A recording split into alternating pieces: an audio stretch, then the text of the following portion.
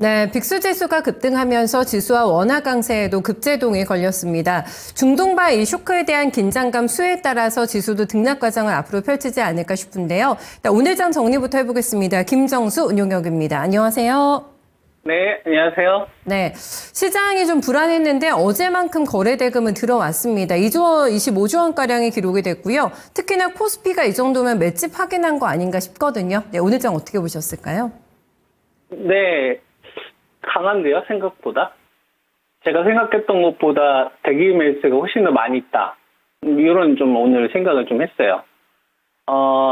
지금 전쟁 관련된 부분이 시장에 점점 등장한 거잖아요.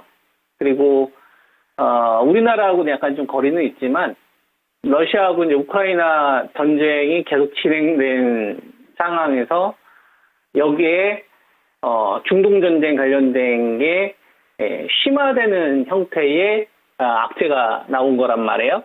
근데 이 악재가 나왔었을 때, 주식시장은 좀 어땠던 상황이냐면은 2284에서 전 세계에서 이제 손꼽을 정도로 2284에서 2934까지 3년 내 최고점을 좀 돌파를 하면서 거침없이 왔었던 구간이란 말이에요. 이게 이격이 되게 많이 벌어졌던 구간 아닙니까?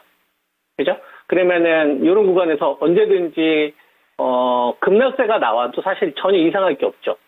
우리가 주식을 하시는 분들의 입장에서 보면 매일 올라갈 것만 생각을 하는데 세상에 그런 게 어딨어요. 올라가기도 하고 하락하기도 하는 거지. 또 과열이다 싶으면 잠깐 또 쉬기도 하는 거고, 또 너무 많이 빠졌다 생각하면 이제 반등도 나오는 거고, 이런 거거든요.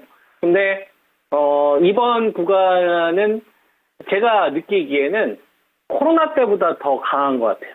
그러니까 코로나 때 2020년도 그 코로나 사태 이후로 적금 같은 거 다 해지하고 예금 같은 거 다 해지하고 주식시장에 이제 뛰어들면서 개인 투자가분들이 동학개미 운동, 비슷하게 서학개미 운동도 하시면서 주식시장에 엄청난 유동성이 좀 들어왔었는데, 그때는 이제 코로나 이슈로 인해서 이제 저금리 기조의 확산, 그 다음에 이제 각국 정부, 글로벌 정부의 이 유동성 확대에 대한 기대감으로 1년이 넘는 기간 동안에 이제 1년 반에 랠리가 나왔던 거잖아요. 근데 이번에 이제 이재명 정부에서는 나라의 근간을 뜯어고치는 액션들이 나와요. 잘 보면은 상법 개정안이라든지 배당금을 좀 적게 주는 기업들에 대해서는 이제 핸디캡도 좀 주고, 그리고 경제적으로도 그렇지만 실질적으로 어떤 문제를 풀어가는 방식을 보면은 이 겉에 있는 부분을 잠깐 가려서 눈에 보이기 식으로 하는 눈 가리고 아웅식의 정책을 하는 게 아니라 가장 중요한 포인트를 집어내고 그거를 빨리빨리 문제를 풀어가는 굉장히 현명한 정책들을 지금 실시간으로 진행을 하고 있잖아요.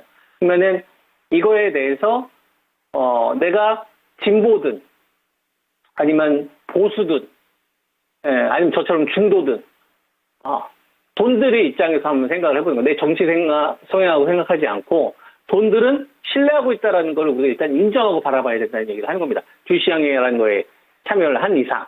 그러다 보니까 되게 강력한 대기 매수가 지금 주식시장에 있다라고 저는 좀 판단을 해요. 그러니까 이런 거죠. 빠지기만 해봐. 나 언제든지 살 거야. 이런 자금들이 항상 있는 거예요.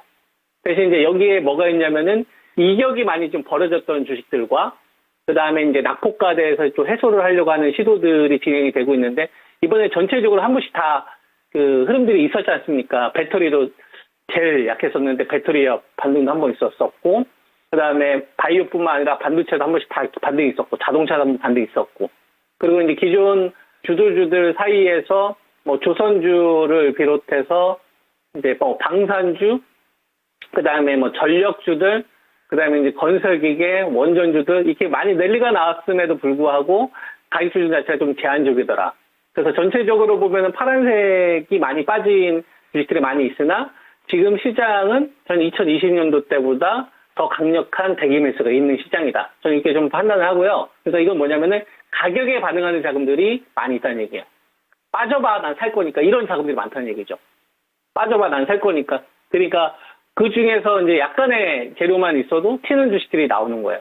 그러니까 우리가 이제 반도체를 보면 전체적으로 뭐 하이닉스 정도만 좀 고점에서 좀 잘 버텨줬지, 삼성전자라든지 LG전자, 그다음에 뭐 LG 이노텍, 삼성전기, 원희가 전체적으로 다 조정 흐름이 있었는데, 근데 이제 삼성 디스플레이 관련된 좀 인수설 약간 나오니까 시장과 관련된 없이 막 띄우는 피노틱스 같은 주식들도 이제 많이 나오고, 그 다음에 우리가 조선주한테 그동안 좀 가려서 안 보여서 그렇지, 해운주들 같은 경우도 보면은, H&M 같은 경우도 보면은, 이슈만 톡 건드리게 되면 이게 반응하는 자금들이 있다는 얘기죠. 그리고 우리가 방산주하고 이제 우리가 우주항공 쪽에서 방산주가 이제 대장 역할을 그동안 계속 해왔었는데, 이 방산주 쪽 같은 경우도 좀 보면, 여태까지 이제 LRG 넥소나 유럽 쪽 관련된 수주가 나오거나 중동 쪽보다는 현대 로템이라든지, 그러니까 우크라이나와 러시아 전쟁에 관련된 이슈나 아니면 유럽 쪽에 대한 이제 방위 분담 증가라든지 이런 것들에만 반응을 했었는데, 이제는 풍산 같은 기업들까지 이제 퍼져버리는 거죠. 그러니까 지금 시장은 우리가 기존 주도 섹터 쪽에서 살짝 좀 소외는 받았으나 재료만 한번 던져주게 되면은 한 20% 이렇게 띄워주는 이런 어떤 자금들, 공격성이 있는 거죠.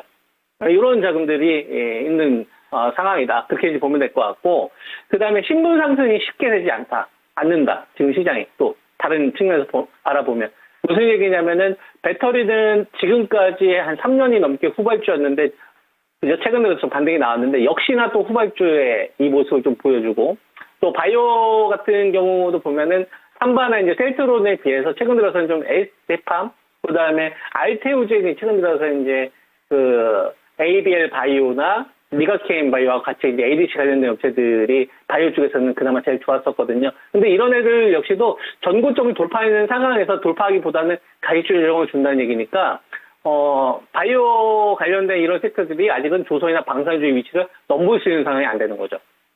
행분 상승은 아직 허락하지 않고 있구나. 그리고 이제 반도체 쪽도 보면 하이닉스하고 삼성전자의 분명한 차이를 좀 보여주고 있는 거죠. 그래서 지금 시장을 전체적으로 우리가 좀 판단을 한다면, 새로운 주도주가 만들어졌다라고 이야기할 수 있는 상황은 아니나, 가격 조정이 나왔었을 때 언제든지 좀 대기 매수세는 남아있는, 이런 좀 시장인 거예요. 그러니까 충분한 가격 메리트가 있으면 언제든지 매수가 있겠구나라고 생각을 하시고, 현재 시장에서는 좀 자금 순환을 적극적으로 활용하면서 매매를 하는 게 좋을 것 같고요. 그 다음에 지금 중동 전쟁은 이제 약간 러시아하고 이제 우크라이나 전쟁 관련된 불확실성 요인이기도 하지만, 미중 간의 전쟁도 있잖아요. 이건 이제 무역 전쟁이지 않습니까? 그러니까 이렇게 불확실성을 키우는 요인이 두 개가 있는 상태인 거거든요. 그러니까 여기 섹터에서 이제 수혜를 받을 수 있는 업체들과 피해를 받을 수 있는 업체들이 좀 대칭 관계를 갖추겠죠. 예를 들면 방산주들이 지금 계속 잘 가고 있지만, 만약에 방산주들이 화해 모드로 간다든지, 그러면 이제 이쪽이 급락이 나면서 건설기계 쪽으로 갈 수가 있는 거고, 그 다음에 최근 들어서 이제 카카오 그룹이나 네이버 같은 이런 업체들이 움직이고 있는데, 미중 관련된 갈등이 좀 완화된다는 얘기만 나오면 이런 주식이 이제 될 수도 있는 거죠. 우풍지대와 관련된 대안주를 지금 찾으려고 할 거니까. 그리고 이제 반도체하고, 그 다음에 이제 바이오 같은 경우에는 지난번에 이 흐름의 연장선에 있는 것 같아요. 계속 주고받는 형태. 한 번은 너 올라가고, 한 번은 나 올라가고. 이런 식으로 좀 반복되는 형태로 좀 시장이 흘러가고 있기 때문에, 지금은 말 그대로 좀 이슈에 대한 선별 작업도 필요할 것 같고요. 자금 순환으로 매매를 하는 게 지금 가장 현명할 것 같습니다. 네. 네. 자금의 순환 경로를 잘 따라가자고 말씀해 주셨습니다. 다음 주에 대한 예측, 자금이 어떤 쪽을 많이 선택하게 될지 그 가능성에 대해서는 어떻게 보실까요? 예측하지 않습니다. 왜냐면은 그 예측해봤자 돈을 버는 게 아니라 돈을 잃거든요. 그러니까, 이렇게 할 수 있어요. 반도체하고, 바이오하고, 그 다음에 전력주하고, 방산주하고, 조선주하고, 원전주하고, 다음 주 어떤 주식이 갈까요? 이거에 대해서 답하면 그거는 이제 저는 거짓말 하는 거라고 생각을 해요. 그건 찍는 거고, 실질적으로 그렇게 해서는 이 업계에서 ING가 되지 못해요. 그래서 가장 현실적인, 이 방송을 보시는 시청자분들이 가장 현실적으로 할 수 있는 거에 대해서 의견 좀 드리자면, 지금 종합주가 지수가 1894 많이 올라와 있는 상태인데 어디까지 빠질지, 그 다음에 또 다시 정고점으로 치고 갈지, 이걸 생각을 버리셔야 돼요. 3000 가겠지 버리시라고. 어차피 틀릴 거고, 2800까지 그 생각 또 틀릴 거라고. 아시겠죠? 무조건 틀리게 돼 있어요. 주식하는 사람들은. 한 번은 틀려요. 그래서 3,300 갈 거다, 3,200 갈 거다, 2,800 다 지우라고. 그거는 주식 투자인데 도움 하나도 안 돼요. 가난해지는 방법이고 돈 되는 방법. 지금 시장에서 금융지주사 얘네들이 많이 올라왔는데 우리금융지주, KB금융, 하나금융지주, 삼성생명, 한국금융지주 이런 거 있잖아요. 이격이 많이 벌어졌잖아요. 기다리는 거예요. 가격 조정이 나올 때까지. 그때 얘네들 사면 돼요. 쉽잖아요. 안 울수지. 그러면 다른 거 해야 돼요. 심플하게 하는 거예요. 심플하게. 자, 그 다음에 나는 조선주하고 방산주를 하고 싶다. 그러면은 이거 좀 자금순환에 대해서 좀 실시간으로 가능하신 분들은 그쪽 하시면 됩니다. 이쪽이 아마 단기적인 성과 빨리빨리 나올 테니까. 가능하신 분들 하시면 돼요. 근데 나는 실력이 하나도 없는데 남들이 가는 것만 보고서 배가 아프다. 그거는 잘못된 거예요. 본인의 분수를 알아야 됩니다. 내가 실시간으로 주식 거래를 할 수 있는 대응 능력이 있는 분들은 저것도 하시면 되는 건데 걔네들은 어디서 찾으면 되냐면 전력주하고 조선 해운 정도를 하면 될 것 같고요. 그 다음에 난 이런 거 다 모르겠다. 난 좀 편안하게 시간이 좀 걸리더라도 등락이 나오더라도 편하게 하고 싶다. 그럼 반도체 하면 되는 거예요. 얼마나 심플합니까? 종목도 다 알려줬어. 피로틱스 날라간 거 봤죠, 여러분? 그죠? 그 다음에 HBM 얘기해드렸잖아요. HBM은 한미반도체나 하나비전이나 리노공업도 잘 갔다고. 테크인 이런 애들 하면 되는 거예요. 얘네들이 살리지 않으면 반도체는 자금이 커지는 게 한계가 있는 거죠. 종목 넓힐 필요도 없습니다. 자, 그 다음, 나 이슈 찾아가기 힘들다. 그럼 언택트 하면 돼요. 딱딱 집어드리잖아요.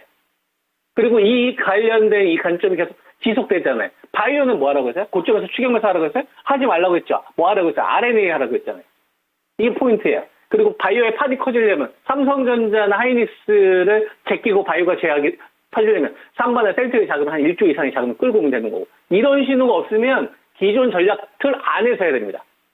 그리고 지금 현재 시장 구도에 대해서 여기서 이제 만약에 빠지면 어떡하지? 좋은 거예요. 현재 이재명 정부에서는 주식시장을 부양하는 건데 여기에 그동안 내가 주도주가 없거나 이런 것들을 무리하게 따라가서 당하지 말고 나는 잘 모르겠다는 초보다 맨날 당하기만 한다. 그럼 버릇 고쳐야죠.